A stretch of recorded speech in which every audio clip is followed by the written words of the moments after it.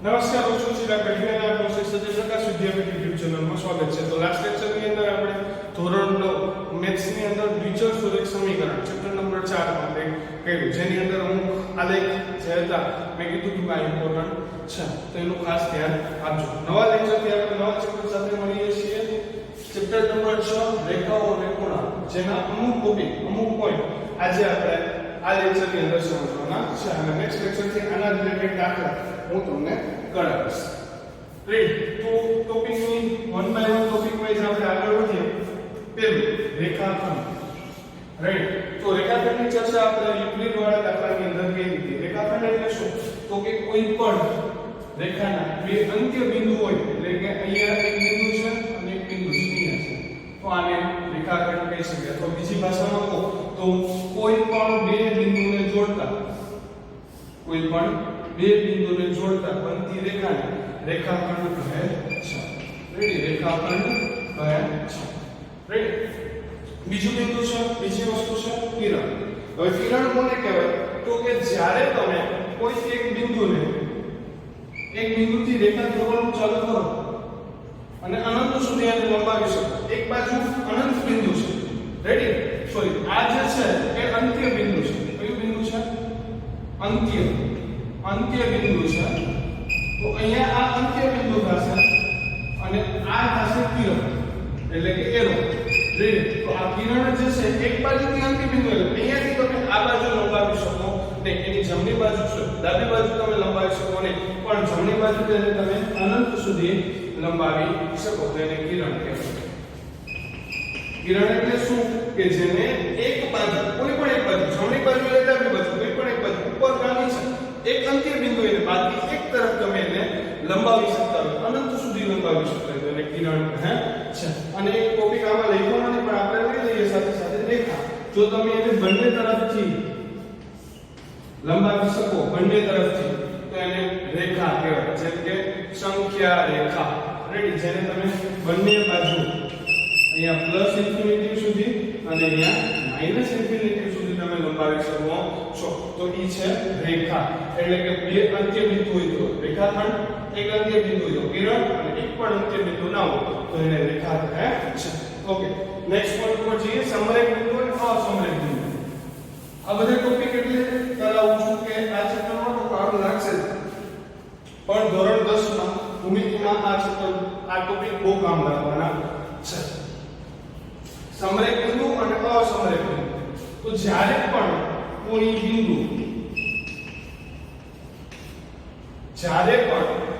બિંદુ એક રેખામાં હોય, એક જ રેખામાં તો એને સમરેખ બિંદુ કહે છે. કેવા કહે છે? સમરેખ બિંદુ. ફોર એક્ઝામ્પલ, એક બિંદુ અહીંયા છે, એક બિંદુ અહીંયા છે અને એક બિંદુ અહીંયા છે. હવે હું કોઈ રેખા પસાર કરું ને આ ત્રણેયમાંથી પસાર થઈ જાય, તો આ ત્રણેયને સમરેખ બિંદુ કહેશું. રેડી, એટલે કે એક કરતા વધારે બિંદુ જ્યારે એક જ રેખા ઉપર હોય, એક કરતા વધારે બિંદુ જ્યારે એક જ રેખા ઉપર હોય, તો તે બિંદુને સમરેખ બિંદુ કહે છે. એની કરતા ઉલટું અસમરેખ બિંદુ. રેડી, કે જ્યારે કોઈ પણ ત્રણ બિંદુ અથવા જ્યારે બે કરતા વધારે બિંદુ, એક કરતા વધારે બિંદુ એક જ રેખામાં ના હોય. રાઈટ, આ ત્રણ બિંદુ છે, આ ત્રણેય બિંદુ એક રેખા પર ના જોડી શકો, બે જ જોડાય છે. આ બે જોડવા બે જ જોડાય છે, આ જોડવા બે જ જોડાય છે, તો આ સમરેખ બિંદુ નથી. કેવા છે?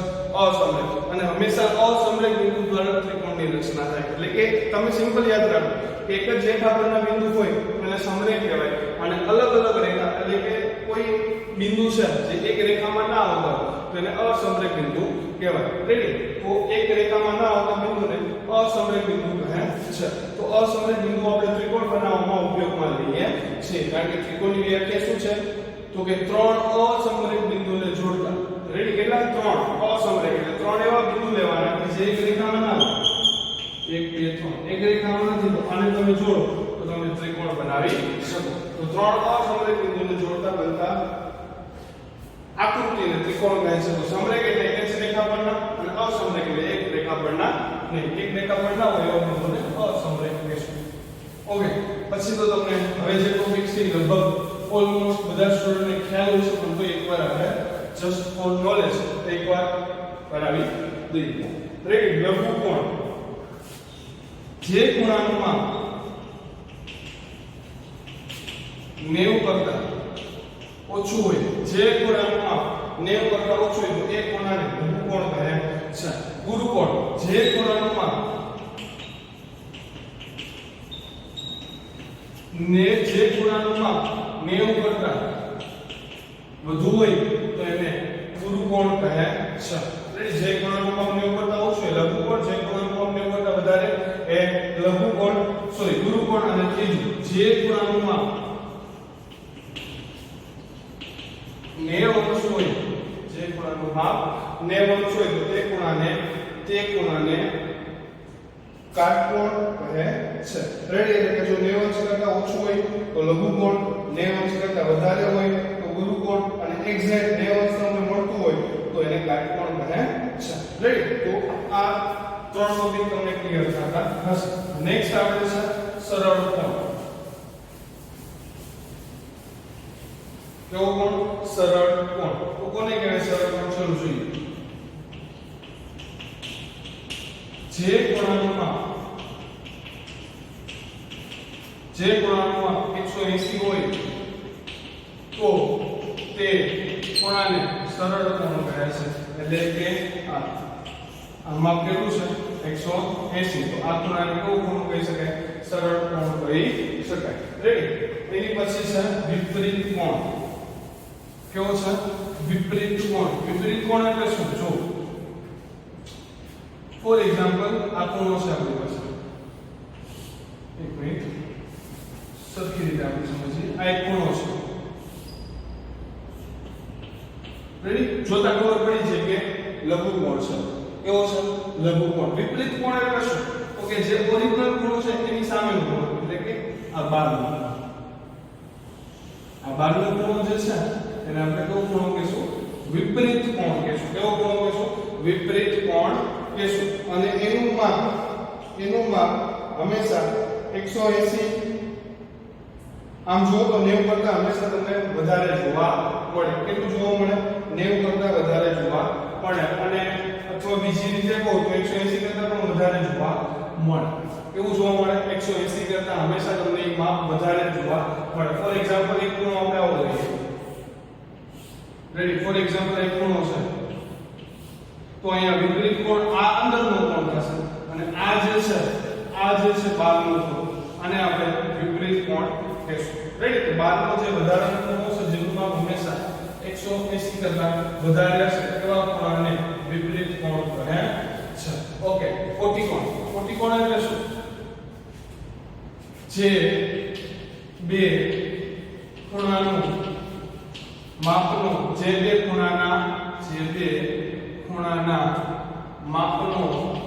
સરવાળો 90 અંશ થતો હોય.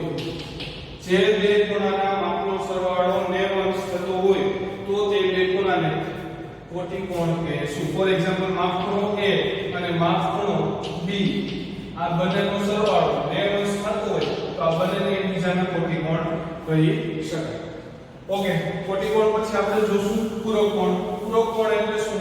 તો કે જે બે ખૂણાના માપનો સરવાળો 180 અંશ થતો હોય, જે બે ખૂણાના માપનો સરવાળો 180 અંશ થતો હોય તો તેને પૂરક કોણ કહે છે. ફોર એક્ઝામ્પલ A અને B, આ બંને ખૂણાના માપનો સરવાળો 180 થતો હોય તો ખૂણો A અને B ને એકબીજાના પૂરક કોણ કહેવાય. રેડી. કોટિકોણ હોય તો સરવાળો 90 અને પૂરક કોણ હોય તો સરવાળો 180 લેવાનો રહેશે. ઓકે. નેક્સ્ટ પોઈન્ટ છે રેખિક જોડ. ચલો જોઈએ. રેખિક જોડ કોને કહેવાય? તો કે એક જ રેખા દ્વારા બનતા પ્લેનમાં. ફોર એક્ઝામ્પલ આપણે એક રેખા છે, અહીંયાથી બીજી એક રેખા પસાર થાય. ફોર એક્ઝામ્પલ અહીંયાથી બીજી રેખા પસાર થઈ તો એક જ રેખા પર આવેલા પ્લેનમાં પેલો ખૂણો આ બીજો ખૂણો, આ પેલો ખૂણો આ બીજો ખૂણો, આ બંનેને એકબીજાના રેખિક જોડ કહેશું. અને રેખિક જોડનો પણ સરવાળો હંમેશા 180 થાય. રેખિક જોડનો પણ સરવાળો હંમેશા 180 અંશ થાય. રેડી. ખાસ યાદ રાખજો, કોટિકોણનો સરવાળો 90 અંશ થાય પૂરક કોણનો સરવાળો 180 રન્સ થાય અને આનો સરવાળો રેખિક જોડનો સરવાળો પણ 180 અંશ થાય. રેખિક જોડ એટલે શું? એક જ રેખા દ્વારા બનતા બે ખૂણા. રેડી? એક જ રેખા દ્વારા બનતા બે ખૂણા જેનો સરવાળો 180 અંશ થાય છે. નેક્સ્ટ છે અભિકોણ.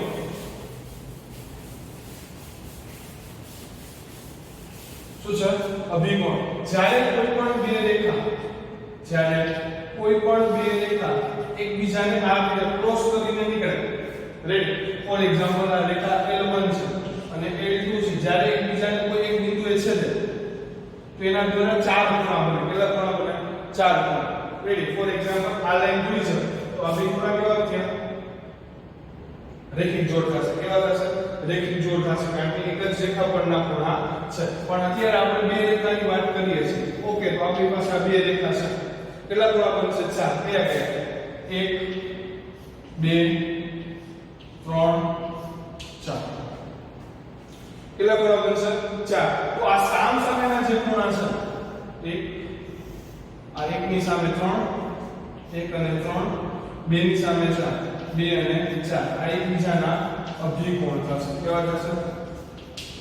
એકબીજાના અભિકોણ થશે કે જ્યારે કોઈ પણ જગ્યાએ ચોકડી બનતી હોય, શું યાદ રાખવાનું?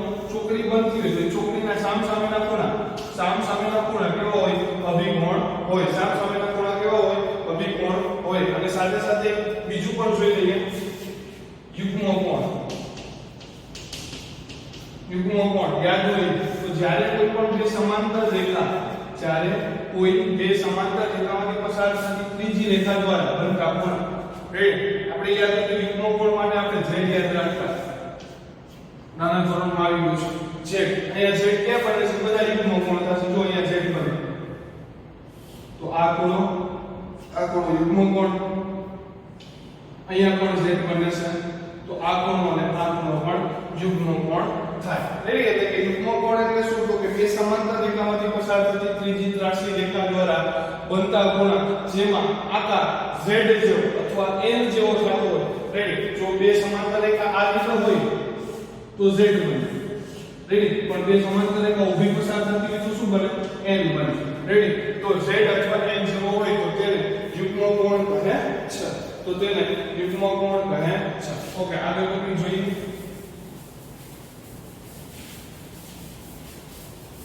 થોડીક પૂર્વધારણા અને પ્રમેય આપણે જોવાના છે. પછી આપણે ચેપ્ટરમાં આગળ દાખલા તરફ આગળ વધશું.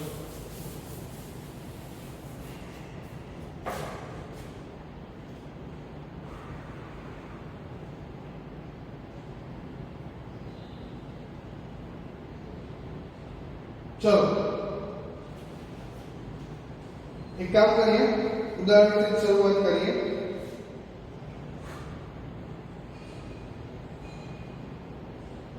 एक उदाहरण है कि फॉर एग्जांपल एक आकृति આપેલી છે.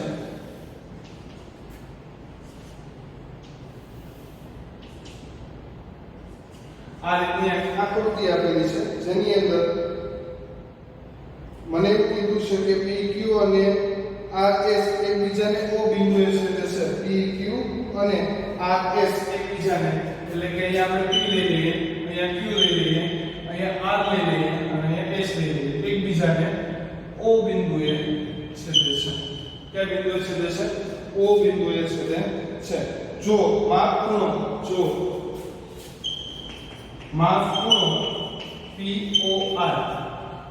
POR એટલે આપણું ખાસ POR માપ ખૂણો POR અને માપ ખૂણો ROQ માપ ખૂણો ROQ બંને જેમમાં આપેલા છે. POR અને ROQ એટલે આપણું બંનેના જેમ 5:7 હોય તો કેટલા જેમમાં? 5:7 હોય તો તમામ ખૂણા શોધો. તો તમામ ખૂણાના માપ શોધવાનું કીધું છે. રેડી? ચલો, એટલે આપણે આ બે ખૂણાની પહેલા પ્રાયોરિટી આપશું કે POR અને ROQ આ બંને ખૂણાનું માપ આપણને મળી જાય. તો હંમેશા એક વસ્તુ યાદ રાખવાની કે ગમે ત્યારે જ્યારે પણ તમને ગુણોત્તર આપેલો હોય, શું આપેલો હોય?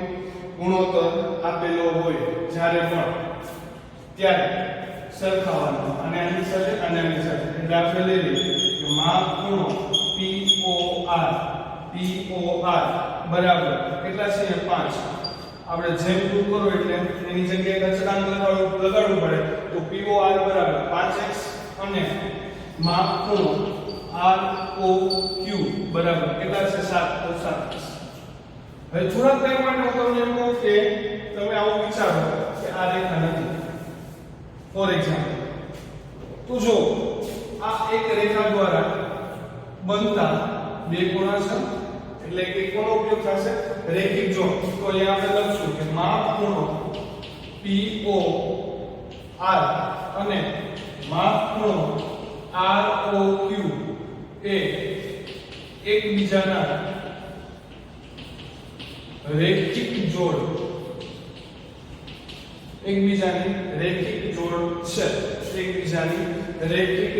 છે તો બંનેનો સરવાળો એટલે કે માપ ખૂણો POR પ્લસ માપ ખૂણો ROQ બરાબર હંમેશા 180 અંશ થાય. આપણે હમણાં જોઈએ કે રેખિક જોડનો સરવાળો હંમેશા 180 અંશ હોય તો POR કેટલા છે 5x 7x બરાબર 180 બંનેનો સરવાળો કરીએ 12x બરાબર 180 તો x બરાબર 180 ના છેદમાં 12 180 ના છેદમાં 12 12 1 12 60 તો x ની કિંમત તમને 5 મળશે. કેટલી મળશે? x ની કિંમત 12 મળશે. 12 એક મિનિટ હા તો x ની કિંમત તમને 15 મળશે. 12 ની મળે 15 મળશે. લઈ 15 તો 12 લઈ ગયું તો x ની કિંમત તમને 15 મળશે. હવે શું કરવાનું છે? પેલો ખૂણો લઈ માપ ખૂણો POR બરાબર 5 5x હતા x ની કિંમત કેટલી મળી 15 ગુણ્યા 15 15 5 75 રેડી તો 75 અંશ થશે અને માપ ખૂણો ROQ બરાબર 7x છે તો 7 ગુણ્યા 15